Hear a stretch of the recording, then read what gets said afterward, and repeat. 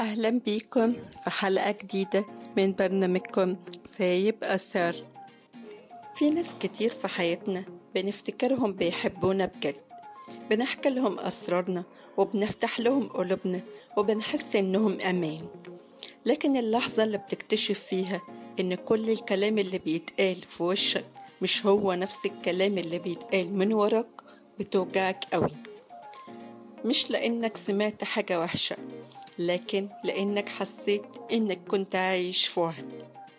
سارة كانت دايما في وسط أصحابها بتحس بالأمان وبالدفء، بتحكي، بتضحك، بتشارك معاهم كل حاجة حتى أضعف لحظاتها. وفي يوم من الأيام بالصدفة سمعت تسجيل كانت بعت في جروب هم عاملينه من غيرها.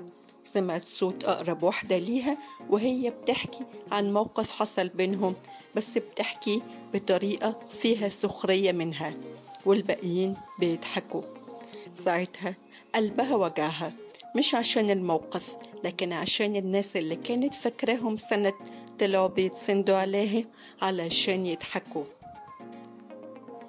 الخذلان من الناس القريبة مش بس بيوجع، هو بيهز ثقتك في نفسك وفي الناس، وبتبدأ تسأل أنا استاهل كده؟ طب إزاي أصدق حد تاني؟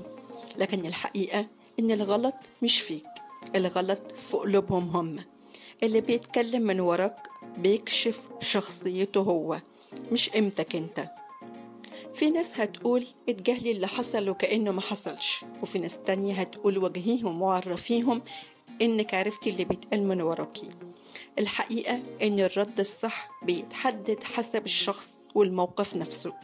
أوقات التجاهل بيحافظ على سلامك النفسي، وأوقات المواجهة بتكون حدود بتحميك.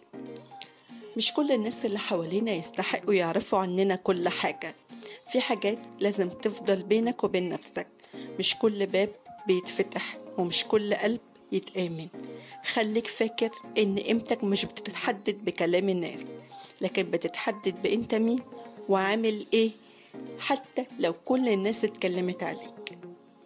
سؤال حلقتنا النهاردة: لو اكتشفت إن في حد بيتكلم عنك من وراك، هتتجاهل ولا هتواجه؟ وليه؟ شاركوني في التعليقات أو ابعتولي رسائل، عشان لما بنحكي بنخفف من وجعنا وبنلاقي حد حاسس بينا.